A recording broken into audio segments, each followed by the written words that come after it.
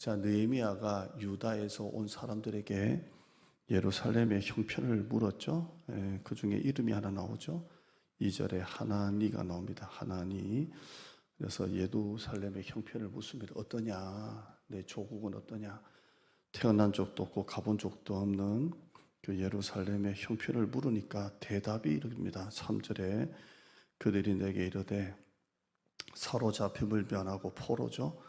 남아있는 그 집자들이 그 지방에서 큰 환난을 당하고 능력을 받고 성은 허물어지고 성문들은 불탔다, 이렇게 되어 있습니다. 이걸 제가 내용 설명 안 하고 그냥 넘어가려고 했는데 조금 한번 보시면, 자, 그 사로잡힘을 면하고 남아있는 자들, 포로죠, 포로. 남아있는 자들이 그 지방에서라고 되어 있는데, 자, 포로로 잡혀가고 면했다라는 것은 이미 BC 586년이잖아요. 그럼 지금 예레미야가 귀환할 때보다 약 140년 전의 이야기거든요. 140년 전에 사람들이 사로잡힘을 면하고 남아있는 자들이라는 건 문자적으로 좀 해석이 안 되는 거잖아요. 그래서 140년 전에, BC 586년 전에 포로로 잡혀간 지가 140년이 지났는데, 그때 남아있는 자들이 거기서 환난을 당한다라고 하니까 140년 전에 이야기가 아니라 여기 면하고 남아있는 자들은 그 140년 동안 계속 거기 살고 있는 그 자녀들까지 포함해서겠죠. 140년이 지났으니까 포로로 잡혀가지 않고 남아있는 그때의 자녀들까지 포함해서 말한 거고요. 자, 지금 느헤미야가 포로 귀환을 할 때 3차에 거쳐서 귀환하죠. 그럼 벌써 90년 전에 1차 스룹바벨이 귀환을 했잖아요. 그러니까 1차 때 귀환했던 사람들, 그리고 14년 전에 에스라 때 귀환했던 사람들 전부 다 포함한 겁니다. 그러니까 예루살렘에 지금 있는 사람들이, 거기 살고 있는 사람들이 여전히 어렵다는 거예요. 큰 환난을 당하고 능력을 받고 예루살렘 성은 허물어지고 성문은 불탔다. 자, 이것도 성은 허물어지고 성문은 불탔다. 언제 때 사건입니까?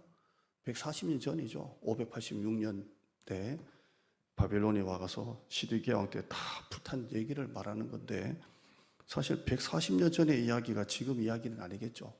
근데 이 이야기는 조금 상징적으로 아직까지 성이 완전히 재건되지 않은 상태이기 때문에 그것도 포함을 했고, 또 에스라가 성전을 재건하려다가 그 걔들이, 그 악한 대적들이 상수를 하나 올리잖아요. 아닥사스다 왕 때. 그래서 왕이 이제 건축을 못하게 딱 이렇게 금지하는 사건도 있지 않습니까? 그런 사건을 다 포함한 어려움일 거라 그렇게 봅니다. 그러니까 140년 전의 이야기 같이 들리지만 현재까지 일어나는 그런 ING 같은 그런 사건처럼 이렇게 말한 거죠. 자, 아무튼 이 얘기를 듣고 난 다음에 한번 4절 보실까요? 여전히 예루살렘 성은 허물어진 상태고 여전히 성문들은 불탔다, 이렇게 해석하는 게 더 맞는 겁니다. 왜냐하면 140년 전의 사건이니까. 140년 전의 사건을 지금처럼 이렇게 여전히 면하고 남아있는 자들이 환난당하고 능력받고 성은 허물어지고 성문은 불탔다, 마치 140년 전의 사건이 지금 있는 것처럼 했지만, 이건 이제 ING라고 보시면 돼요. 여전히 예루살렘 성은 허물어진 상태고 여전히 성문들은 불탔지만 재건되지 않는 상태다, 이런 걸 말하는 겁니다. 이해되시겠죠? ING입니다. 140년 전의 사건처럼 문자는 되어 있지만 그런 의미로 그렇게 말을 했고요. 자, 4절입니다. 여전히 예루살렘 성은 허물어진 상태고 여전히 성문들은 불탄 상태로 재건되지 않는 상태라는 말을 듣고, 4절 한번 읽어보시죠. 시작. 내가 이 말을 듣고 앉아서 울고 수일 동안 슬퍼하며 하늘의 하나님 앞에 금식하며 기도하며 라고 되어 있어요. 이 말을 듣고 앉아서는 무슨 말일까요? 그냥 이 말을 듣고 소파에 이렇게 편안하게 앉았다는 게 아니죠. 주저앉았다는 거예요. 그냥 털썩 주저앉았다는 걸 말합니다. 느헤미야가 이 말을 듣고 너무 마음이 아파서, 너무 기가 막혀서 이 말을 듣고 털썩 주저앉았다는 거예요. 에스라도 이런 표현이 있습니다. 에스라 똑같은 사건은 아니지만 에스라 9장 3절 보실까요? 이게 뭐 이제 나와, 처음부터 나와야지. 자, 시작. 내가 이 일을 듣고 속옷과 겉옷을 찢고 머리털과 수염을 뜯으며 기가 막혀 앉으니, 기가 막혀 앉습니다. 털썩 주저앉은 거. 이스라엘 백성들의 죄악 때문에 그런 건데요. 4절에 보시면 이에 이스라엘의 하나님의 말씀으로 말미암아 떠는 자가 사로잡혔던 이 사람들의 죄 때문에 다 내게로 모여오더라. 내가 저녁 제사 드릴 때까지 기가 막혀 앉았다라고 되어 있어요. 느헤미야도 털썩 주저앉아 있고, 에스라는 이제 다른 이스라엘 백성들의 죄 때문이지만 이렇게 털썩 주저앉습니다. 이 말을 듣고 느헤미야가 털썩 주저앉고, 에스라는 그 귀환했던 이스라엘 백성들의 죄로 말미암아 너무 기가 막혀서 털썩 주저앉습니다. 이 무슨 말입니까? 마음에 애통함이 있다는 거예요. 털썩 주저앉습니다. 이 말을 듣고 난 다음에 탁 주저앉습니다. 비통함이고 애통함입니다. 이렇게 털썩 주저앉습니다. 태어난 적도 없는 나라인데 이 예루살렘은 자기의 존재를 지탱해 주는 힘이기 때문에 그래요. 근데 그 예루살렘이 무너져 있다, 여전히 무너져 있다라는 얘기를 듣고 느헤미야가 털썩 주저앉아요. 여러분, 자신의 존재를 지탱해 주는 힘이 있지 않습니까? 저마다 여러분에게는.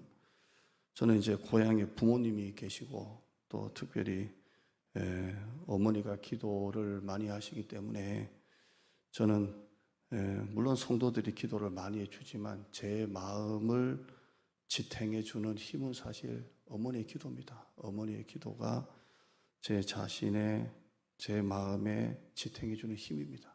힘이고, 저희 어머니는 한 번씩 말씀드리지만 교회를 옮길 때마다 요람을 꼭 갖고 오라 그래요. 요람을 갖고 와서 이렇게 어머니에게 주면 꼭 이렇게 물어요. 이 장로님은 어떠냐? 이곳은 한 사람 제가 설명을 합니다. 다 잊어버릴까 뻔하지만 이분은 장로님이시고 무슨 일 하시고 어떤 일 하시고 쭉 이렇게 브리핑을 합니다. 그러면 어머니가 그걸 갖고 기도를 해요. 기도를 하고, 또 우리 성도님 중에 아픈 성도, 힘든 성도 있으면 엄마한테 기도 부탁을 하면 한 몇 달 지나서 이제 명절날 이렇게 가면 꼭 물어봐요. 그분 어떠냐? 몸은 좀 나았냐? 뭐 회사는 좀 되었냐? 이렇게 물어요. 그러니까 제 영적인 어떤 지탱해 주는 힘입니다. 저희 엄마가 만약에 이제 나이가 다 돼서 천국 가시면 상당히 좀 데미지가 있을 것 같기도 하고, 참 제 마음에 지탱해 주는 힘입니다. 느헤미야는 한 번도 가보지 않았던 그런 예루살렘이지만 자기 존재를 지탱해 주는 힘입니다. 그러니까 여전히 예루살렘 성이 회파되고 성문이 불탔다는 얘기를 들으니까 털썩 주저앉는 거예요. 이게 그의 애통함입니다. 애통함. 여러분, 교회는 우리의 모든 것을 지탱해 주는 힘입니다. 아멘. 지탱해 주는 힘이에요. 여러분의 삶에 무너지고 힘들고 흔들릴 때 여러분의 이 모든 삶을 지탱해 주는 게 뭡니까? 교회입니다. 교회. 교회에 오면 마음이 평안하고, 교회에 오면 믿음의 성도들이 내 믿음을 도와주고, 교회는 내 모든 것을 지탱해 주는 힘입니다. 힘. 예레미야 19장 30절에 내 안식일을 지키고 내 성소를 귀히 여기라, 나는 여호와니라 라고 말합니다. 이 성소가 내 영적인 지탱해 주는 힘입니다. 교회예요. 교회. 시편 84편 1절에도 만군의 여호와여, 주의 장막이 어찌 그리 사랑스러운지요, 내 영혼이 여호와의 궁정을 사모하여 생각하며 내 마음과 육체가 살아계시는 하나님께 부르짖나이다. 나의 왕 나의 하나님이여, 만군의 여호와여, 주의 제단에서 참새도 제집을 얻고 제비도 새끼들 보금자리를 얻었나이다. 주의 집에 사는 자들은 복이 있나니 그들이 항상 주를 찬송하리이다. 주께 힘을 얻고 그 마음에 시온의 대로가 있는 자는 복이 있나이다. 교회가 우리의 마음의 힘입니다. 할렐루야. 마음의 힘입니다. 힘. 자, 느헤미야가 이 말을 듣고 털썩 주저앉아요. 비통함. 그리고 어떻게 합니까? 여기 4절 다시 보시면 듣고 앉아서 웁니다. 울고 수일 동안 슬퍼합니다. 한두 시간도 아니고 하루 이틀도 아니고 몇 날 며칠을 그 얘기를 듣고 앉아서 수일 동안 슬퍼하면서 웁니다. 그리고 어떻게 하죠? 뒤에 나중에 우리 내일 보겠지만 금식합니다. 음식을 끊고 기도를 합니다. 자, 하나님이 그렇게 하라고 시켰는가요? 너 앉아가지고 너 며칠 동안 계속 슬퍼하고 울고 하라고 했을까요? 그 마음에 있는 애통함이 그를 울게 만들고 주저앉게 만드는 겁니다. 이게 그 마음속에 있는 관심이고 그 마음속에 있는 사랑입니다. 그래서 그가 이렇게 턱 주저앉아서 울고 있는 겁니다. 여러분, 눈물과 통곡은 하루아침에 나오는 게 아닙니다. 그 마음에 진한 그 사랑이 있을 때에 눈물이 나오는 거예요. 눈물이 나오죠. 우리 교회도 보면 우는 성도가 있습니다. 교회에 와서 이렇게 우는 성도가 봐요. 제가 안 보는 것 같아도 다 봅니다. 그렇게 울어요. 그냥 울어서 그냥 이렇게. 지난주도 그렇게 우는 성도가 있더만요. 그렇게 울더만. 저도 찬양하다 조금 울었지만 울더만 그렇게 울어요. 왜 웁니까? 사는 게 힘들어서 교회 와서 울까요? 그냥 교회 앉으면 이상하게 눈물이 나는 거예요. 이게 눈물이 납니다. 이게 교회가 어렵고 힘들 때 강대상에서 기도하다 보면 자꾸 이게 눈물이 날 때가 있어요. 자꾸 하나님, 제발 교회 한 번만 좀 기회를 주세요. 한 번만 좀 우리에게 좀 도와주세요. 저는 그런 비유를 많이 들잖아요. 하나님, 비행기도 하늘을 나를 때는 얼마나 활주로를 오랫동안 있습니까? 소리 난 지가 30분에도 비행기 안 뜨고 있다가 하다가 그 뜨는 게 그렇게 힘든 거예요. 그런데 한 번 뜨면 날아가지 않습니까? 날아가는 것처럼 유럽에 갈 때의 활주로가 더 길고 우리나라에서 제주도 갈 때 활주로는 짧은 것처럼 멀리 가면 멀리 가는 만큼 활주로가 길잖아요. 짧게 가면 짧게 가는 만큼 활주로가 짧은 것처럼 이게 올라오를 때가 힘들지 한번 올라가면 괜찮잖아요. 그래서 기도하면서 하나님, 한 번만 우리 교회에 기회를 주세요. 한 번만 하는 우리 교회에 비상할 수 있는 능력을 주세요 할 때 그렇게 눈물이 많이 나요. 눈물이 나죠. 한 번만 기회를 주세요. 왜냐하면 교회가 싸우는 것도 아니고 뭐 장로님들이 뭐 그런 것도 아니고 교회가 참 분위기 좋은데 하나님, 우리 교회 한 번만 기회를 주시면 이 기회를 가지고 우리가 교만하지 않고 정말 건강한 교회를 만들 수 있는데 한 번만 좀 기회를 주세요. 이렇게 할 때 마음에 애통함이 있는 거예요. 그래서 기도할 때 눈물이 나는 거예요. 여러분, 남의 자식 잘못됐을 때 기도한다고 그렇게 눈물이 나나요? 아니잖아요. 근데 내 자식이 잘못됐다는 얘기를 들으면 그렇게 애통함이 생기는 거예요. 우리 큰애도 교육자 생활하는데 어느 날은 막 신나게 들어올 때 있는데 어느 날은 힘이 쭉 빠져 들어올 때가 있어요. 그 엄마하고 얘기하는 거 이렇게 들어보면 이게 좀 짠하잖아요. 그러니까 기도하다 보면 남의 자식 얘기 들으면 눈물이 안 나도 내 자식 놓고 기도하다 보면 마음에 이게 애통함이 있는 거잖아요. 그런 것처럼 느헤미야가 예루살렘이 여전히 회파되어 있다는 얘기를 들으니까 한 번도 가보지도 않고 태어나지도 않았던이지만 자기의 영적인 힘이기 때문에 지탱해주는 존재이기 때문에 털썩 주저앉아가지고 수일 동안 슬퍼하는 겁니다. 여러분, 교회를 놓고 기도하다가 요즘에 우신 적이 있습니까? 여러분, 교회 안에 연약한 성도 생각하면서 우신 적이 있습니까? 여러분, 목회자 놓고 기도하면서 우신 적이 있습니까? 왜 나에게 눈물이 자꾸 마를까요?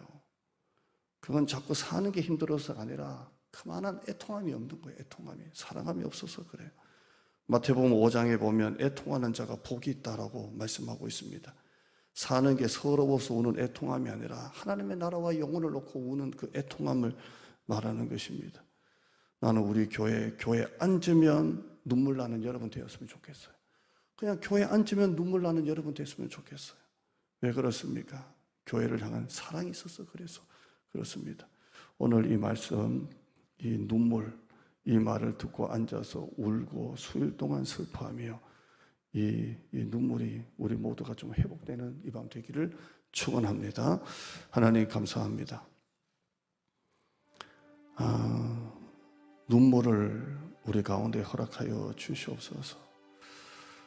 눈물을 우리 가운데 주시옵소서. 그냥 이 나라를 생각하고 한국 교회를 생각하고 또 교회 부흥을 생각해서 교회를 놓고 기도하면 그냥 마음에 애통함이 있고 눈물이 있고 가슴이 좀 먹먹해지고 우리 교회가 정말 좀 잘 됐으면 좋겠다, 이런 마음으로 교회에 앉으면 이게 좀 우는 사람이 많아지는 교회가 되기를 원합니다. 그냥 울었으면 좋겠습니다. 지금은 너무 엔터테인먼트 시대에 살고 있습니다. 설교도, 교회 예배도, 프로그램도 전부 다 엔터테인먼트 같은 영적인 시대 가운데 살고 있습니다. 좀 더 많이 웃겨야 되고, 좀 더 많이 기뻐야 되고, 좀 재밌어야 되고, 시간 가는 줄 몰라야 되고. 그러나 정작 우리에게는 이런 애통함이 없습니다. 수일 동안 슬퍼하며 앉아서 우는 이 영적인 애통함이 없어지고 있습니다. 목회자도 이 강대상에서 기도할 때 하나님 눈물이 회복되게 하여 주시고, 우리 장로님들도 눈물이 회복되게 하여 주시고, 우리 기도하는 권사님들도 교회 앉으면 교회를 놓고 좀 우는 연약한 성도를 놓고, 앞에서 일하는 일꾼들을 놓고, 목회자를 놓고 좀 우는, 좀 이렇게 마음에 막 끓어오르는 그런 애통함이 있는, 느헤미야는 한 번도 가본 적도 없고 태어난 적도 없지만 그 예루살렘이 자기 존재를 지탱해주는 힘이니까 그 자체가 무너졌다는 얘기를 듣고 주저앉아서 웁니다. 내가 사는 게 힘들어서, 억울해서 그렇게 우는 거 말고 정말 교회를 놓고, 목사님을 놓고, 교회 내 연약한 영혼을 놓고, 내가 전도할 영혼을 붙들고, 또 교회 내 일꾼들을 놓고 주저앉아 놓고 기도하고 우는 이 나라의 회복과 부흥을 놓고, 한국의 부흥과 회복을 놓고 우는 그런 성도가 되게 하여 주시옵소서. 오늘 우리 삶 가운데 이 바싹 마른, 교회가 어떤 상태이든 어떤 어려움이든 남의 집에 불구경하듯이 그런 거 말고 정말 교회를 놓고, 우리가 대장동 교회에 공사를 하고 있습니다. 이전과 이사 큰 걸 앞두고 있습니다. 정말 기쁘고 감사한 거지만 또 이것을 놓고 기도할 때 내 마음에 애통함이 있고 간절함이 있고 소원이 있고 그런 눈물이 회복되는 우리 성도가 되어지게 하여 주시옵소서. 감사드립니다. 예수님의 이름으로 기도드리옵나이다. 아멘.